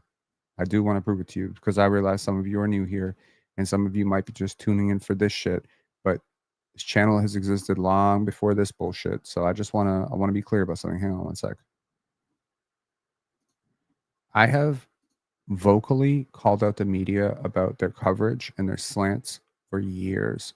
It is possibly among the five. I'm gonna say that there's 5 real watershed moments or big breaking points between me and this fan base where I got slammed to hell. Number 1, Pascal's not an MVP. That whole thing. Number 2, Gary Trent Jr. is not a good defender. That got me dragged to hell. Okay. Number 3, the Yak trade. Number 4, did I say Pascal Siakam not MVP? No.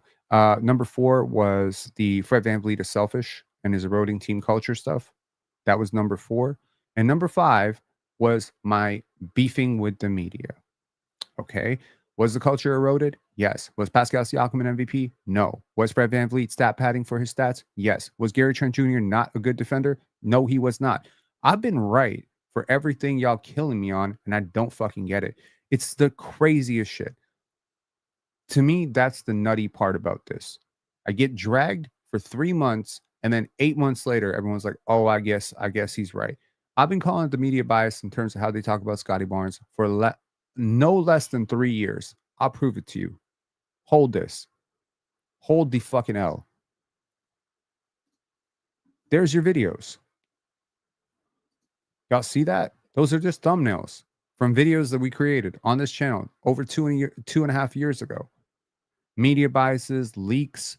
You know, we investigated the whole Scottie Barnes has work ethic issues thing. Yo, we've had people from other media platforms come on this channel and explain media bias to y'all. That's cap. That's cap. You need to read the Raptors Digest comments on that shit. That shit got dragged for no reason. You need to ask James Welsh, who was on the Facebook post when I said it. Even the Scotty versus and I mean, now we're on PCL, and so like the PC community, and now I get dragged for putting Arvydas Sabonis in my top 15, and I get dragged for the Cade Cunningham, disrespect. I own it. I still think Scotty's a better player than Cade. You sue me, I don't care. So my point is, I don't think that I'm not trying to cry victim here. It's kind of weird to me when I read these Reddit posts and these people be like, "Oh, y'all, you got is lies now. All you got is lies." I see so many lies about me there. Someone said my parents died when I was 16. Not true.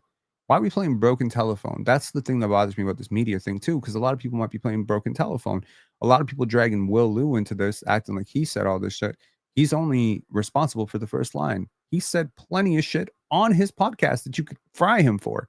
Why are you frying him for something he didn't even say? That doesn't seem fair to me. Why are people bringing up people who weren't even there? Allegedly, Oren Weisfeld wasn't there. Blake Murphy wasn't there. So if those people were not there, why are they getting dragged into this nonsense? Blake has been a very, very upstanding person. I'll tell you that right now. From our first interaction, which was not very pleasant because I was kind of lumping him in with Will Liu because I'm a big believer in sort of guilty by association. I'll tell you, this guy's been really great.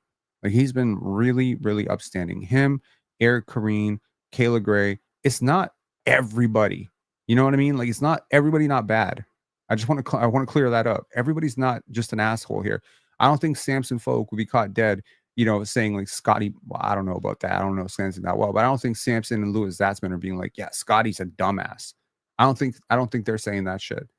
There's like 2 to 3 people, maybe 4, 5, that I could really point a finger to and be like, yeah, if you tape their private conversations, they're definitely talking about Scottie being special needs and all this stuff. 100%. They are that way. That's how they talk. That's how they think. That's how they feel. Can't really change that. That's just how they are.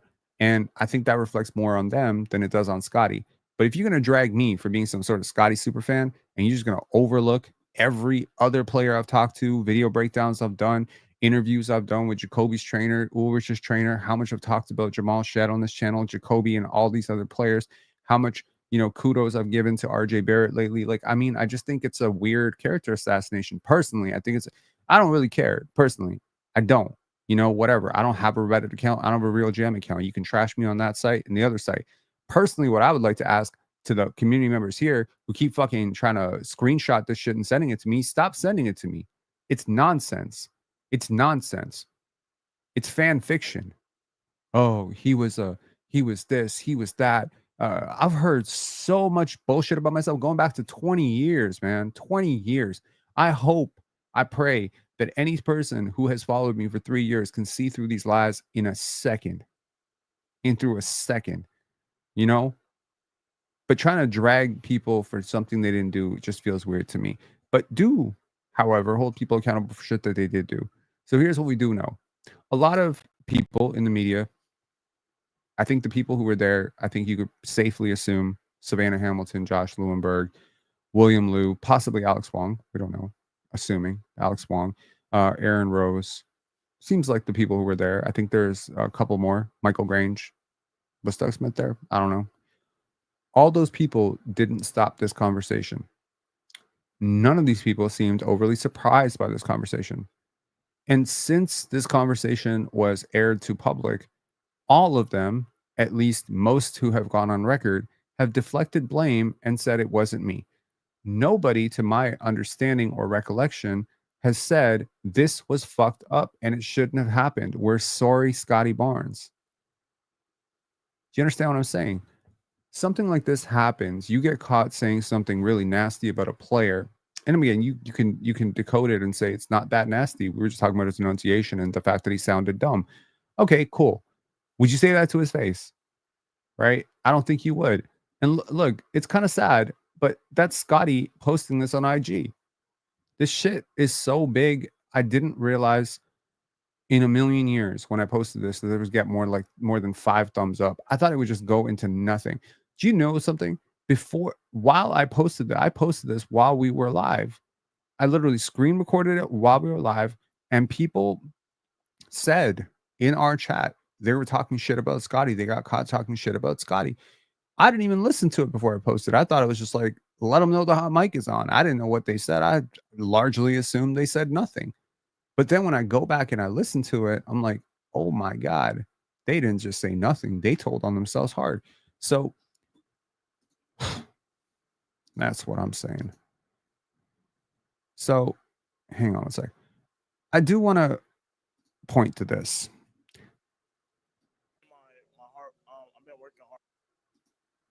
This is a little bit soft to hear, so you're gonna have to listen to it a little bit louder. This interview is soft, and then it jumps to an interview that's really loud. So I apologize to your ears.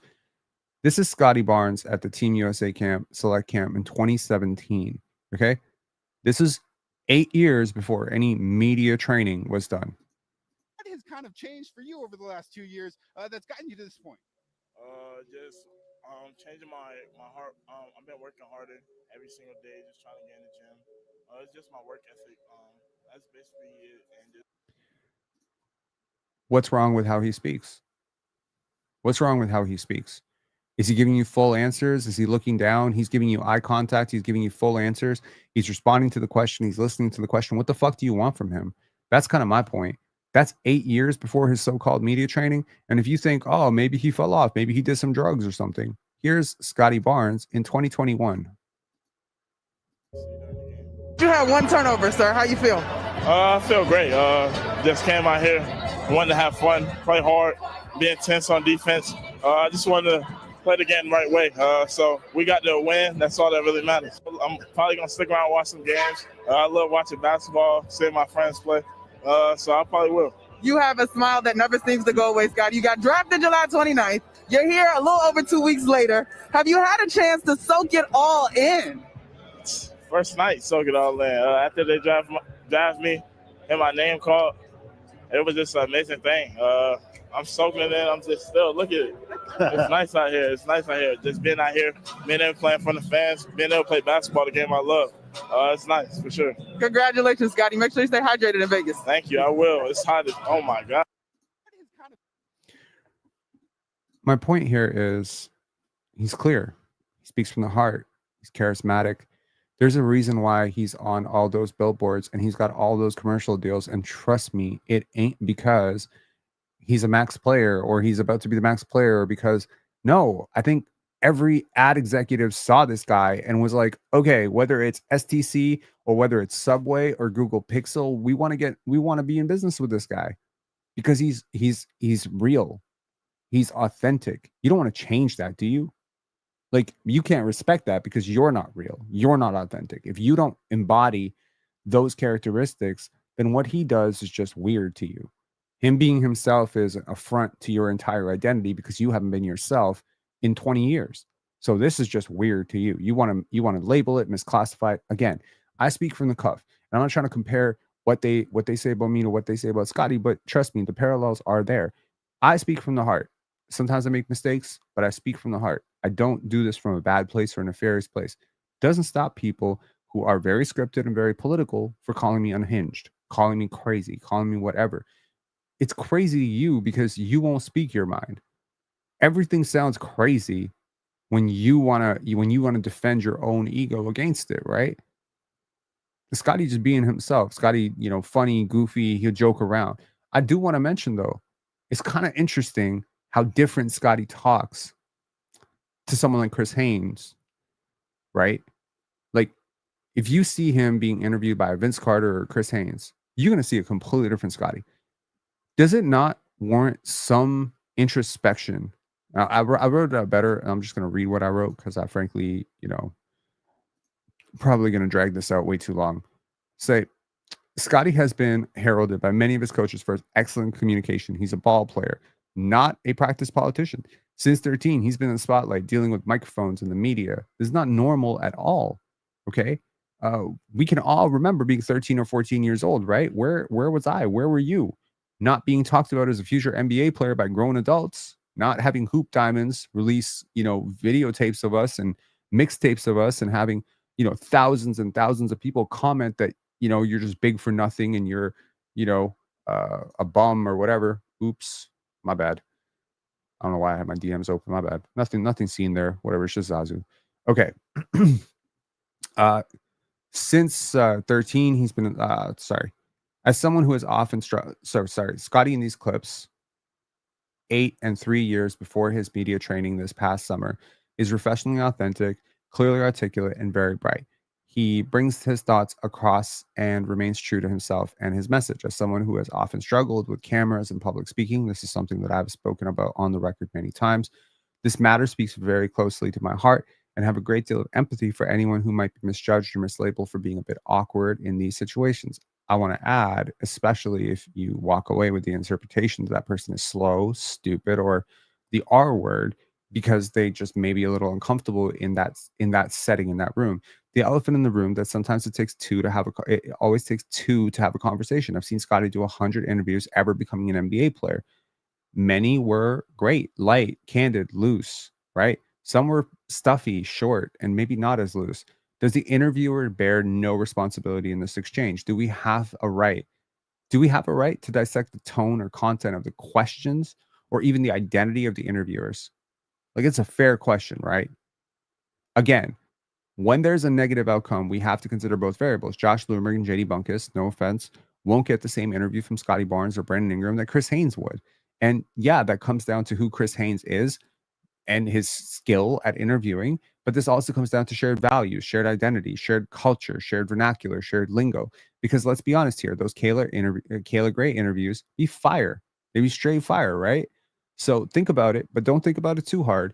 But I do want y'all to just consider the elephant in the room here, which is not everybody wants to have a fucking conversation with Josh Lewenberg and William Liu. I don't want to have a conversation with those guys. You? So maybe when you're talking to people you don't necessarily want to have extended conversations with, you're going to be a little bit short. because you just lost the damn game and you don't want to talk but at the end of the day, they're going to be like, oh, but we're doing our job. We got a job to do. What is the job? I think that's worth noting too. The job of the media is to cover the team, to grow the game, to grow the interest in the game. Have you felt your interest in this team grow or shrink, wane, perhaps evaporate because of these people, right? Like, do you feel, oh my God, sorry.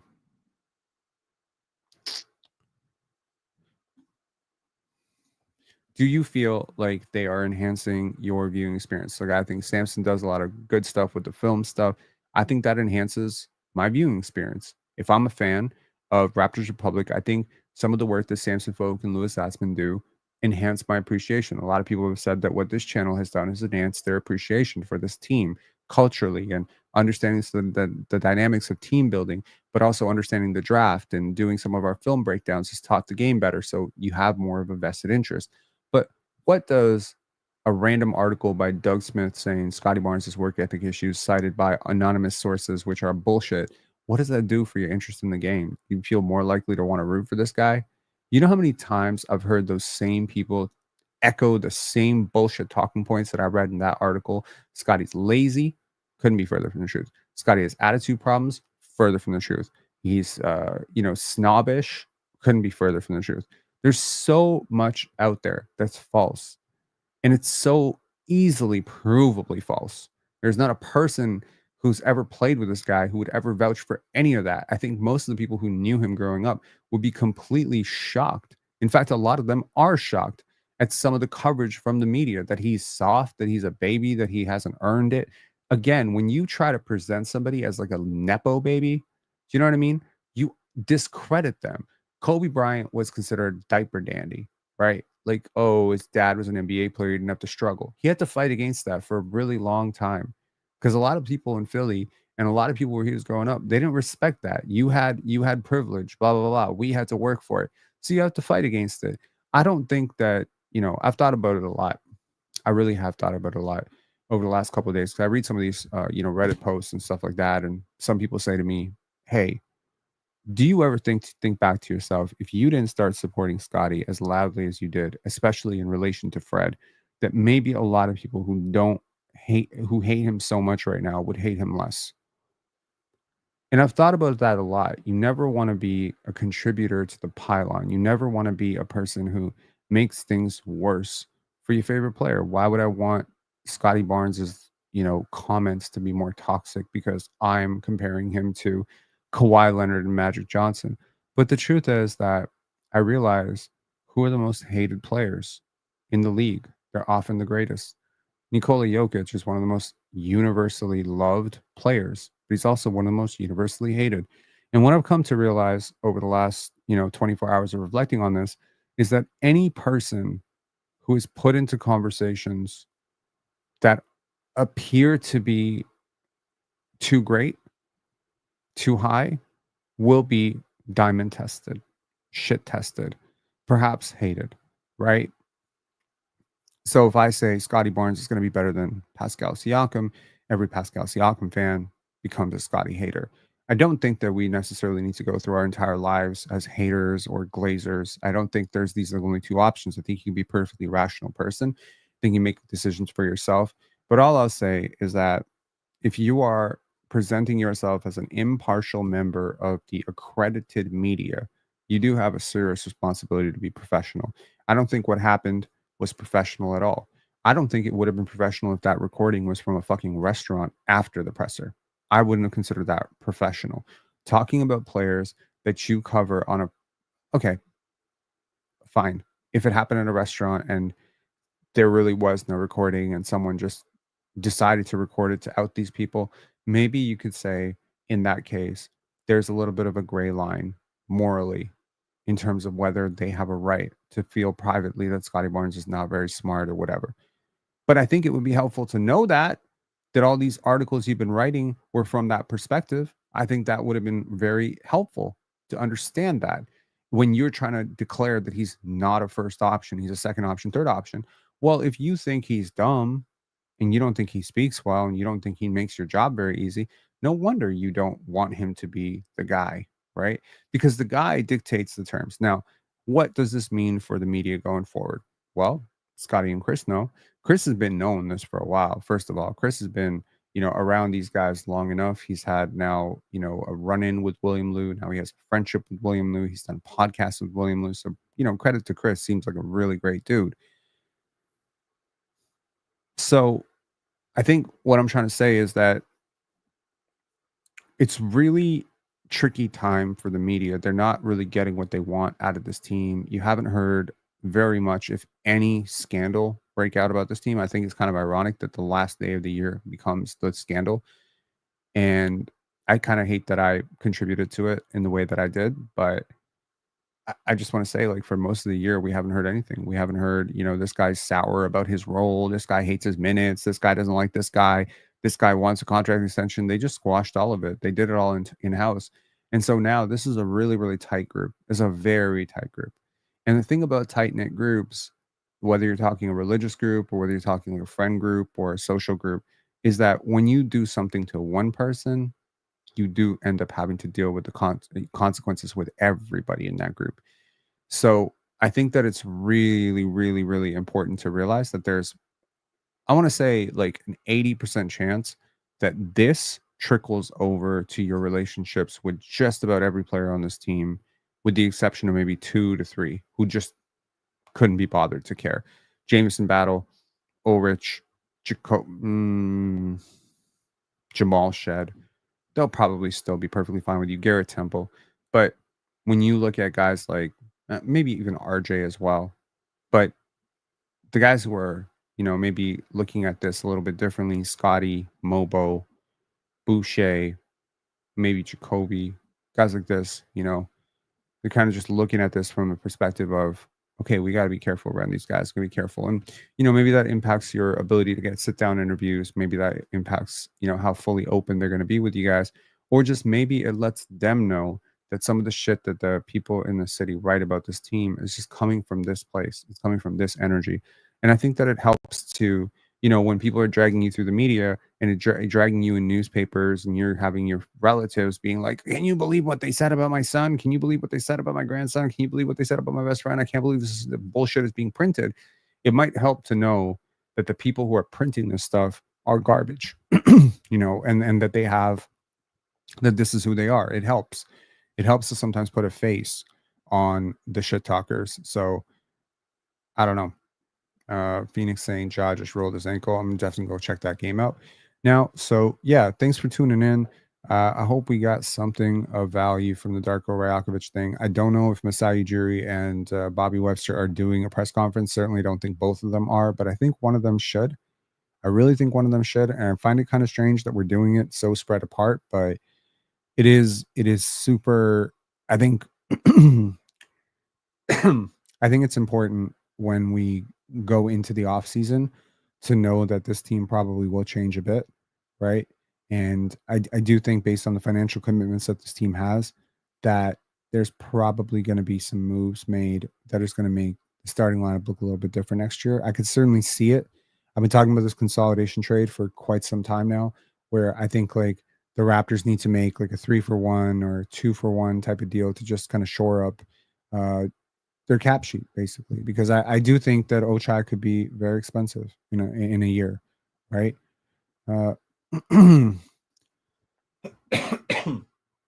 Kevin Wayne Durant is a Raptor. You think so?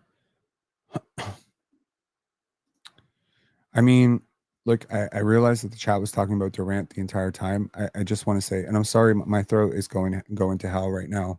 I apologize. I think I just ended up talking a lot over the last 20 hours between spaces, phone calls. I think I'm just losing my voice because I think some of those conversations got a little bit loud. So, Lori Markkinen, yeah, I ran out of water too. Sorry, guys, I ran out of water. So I've just been trying to pull through. But yes, it would have been helpful to get some water at this point. Yeah, I think Kevin Durant is a significantly better player than Lauri Markkinen. And to everyone in the chat who was saying, like, Katie is so old and whatever, I think Katie will still be good for another 2 to 3 years. I think the question really that you should be asking yourself is, do you want to pay that money? Do you want the influence in your locker room? I've always believed that KD gets a bad rep, but it's hard to ignore that there is and he's one of my favorite players. Please understand, he's my favorite player prior to Scotty coming into the league. He was incredible, right? I just feel like you can't ignore the fact that disaster has seemed to follow and drama has seemed to follow everywhere that he's gone, right? So, yeah. Postseason Rob, a whole vibe. I tuned in 23 and enjoyed the content more than any other creator. Sub bros and says, appreciate you, man. Appreciate you a lot. We will definitely do postseason coverage for the OKC Thunder for the most part. We can talk about other teams. Obviously, if you want my broader thoughts on the NBA, you can definitely check me out on the panel. This week I was on today. I will be on again on Friday. So you can definitely check me out there. Probably get a lot of insights. Today we got into a very lively discussion about whether Scotty Barnes is better than some players in the league. And I presented my case and probably got stomped out a little bit there. But I'm gonna keep trying. But look, I don't speak to the haters when I say this. Obviously, like I've kind of lost interest in trying to change the opinions of people whose minds are already made up. But I do say this to the community who has supported me from the journey, on this journey from 0 subs to 12,520 subs, where we're at right now. I appreciate y'all. And I just want y'all to know that I didn't do this from any cowardly place or a nefarious place. Someone very close to the situation reached out to me when I got, when I posted that I was going to post a transcript. They reached out to me and said, Rob, like, do you think this is the right thing to do? The state was supposed to be about the players. And it just appealed to my heart. It was not this whatever is being said on Reddit that, oh, it's because, he found, he cleaned up the audio and found that there was nothing there. You just heard it. There's plenty there. So no, that was not it. And, I had to choose between like getting another viral post or respecting the wishes of somebody whose wishes I wish to respect. And I would rather that somebody else do this. Obviously, Scotty posting about it became a whole news cycle today. So at least it's back in the players' hands. I personally think that maybe, this was always going to become this, I think about despite what people might think based on some of my more more criticized moments about Gary and, I've always wondered what was best for the Raptors. I know that sounds corny to some people, but I do. I genuinely do. I care about this team. I followed this team for over 25 years, man. Almost 25 years at this point. 2001. I'm going on year 25 of being a Raptor fan. Most of the people criticizing me and talking shit about me weren't even born when I became a Raptor fan. And that's their prerogative. They can say what they want. They want to create fake stories about me, but I'm not ducking smoke. I've never ducked smoke. I'm not a person who would make a promise and say I'm gonna do this transcript and then for no reason just back out of it. Because if I did a transcript, I'll tell you this right now, if I did a transcript and I found that nothing bad was said, I would post a transcript and say nothing bad was said. I'm not an attention whore for that shit. Anyways, talk to y'all later. Have a good one. Sean, scroll back a little bit or check it out on X if you want to see what Scotty posted. Scotty posted Scotty posted this. Where is it? Fuck. Bro, what the hell?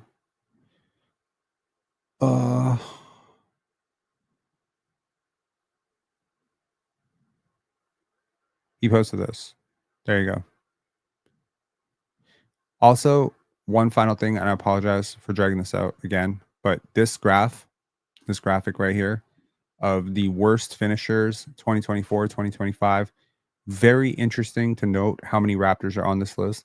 Jonathan Mobo at number 5, Grady Dick at number 6, Jacoby Walter at 10, RJ Barrett at 12. You have a lot of ex-Raptors. You have Dennis Schroeder at 29. You have Fred VanVleet at 24. Are there any other Raptor implications? Well, there's a me implication. You have Cade Cunningham at 19. I don't understand how the hell one of my favorite young players, Peyton Watson, is there at 15.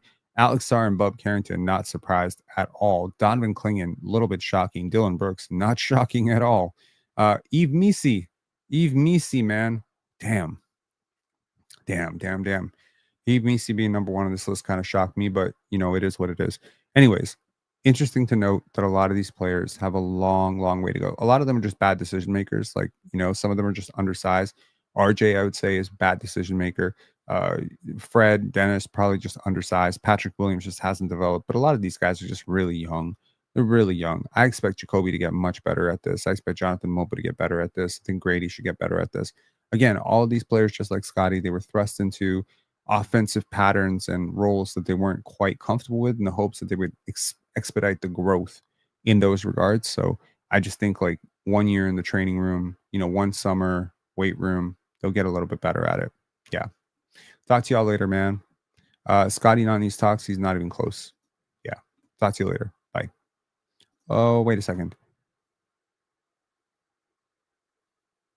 There was a question here that I pinned.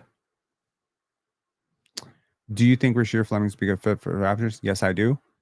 And this one, I feel he spoke a little clearer before he got the new teeth grills. I don't think you're right.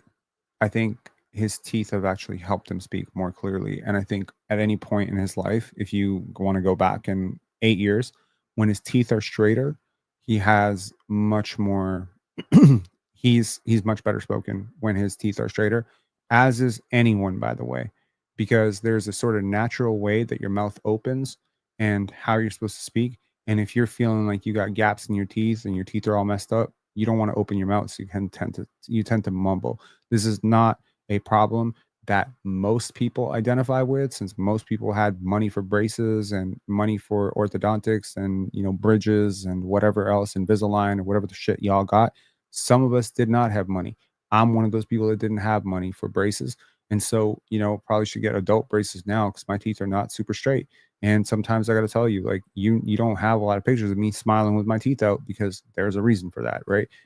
It's not like my teeth are super fucked up and crooked or I'm like, missing a bunch of teeth or something like that. It could be worse. It's not like I have a giant gap between my teeth or 3 gaps between my teeth, but they're just not super straight. And I just think that when you lack, it's not just about the aesthetic of the teeth, but it's also the placement of the teeth. Sometimes where your teeth are, if your teeth are, let's say, protruding or coming in or coming out, it can sort of change the shape of your mouth and how you talk. So I just think a lot of that stuff is, important to realize. Anyways, I will talk to y'all later. Sorry for saying bye like 15 times. Peace.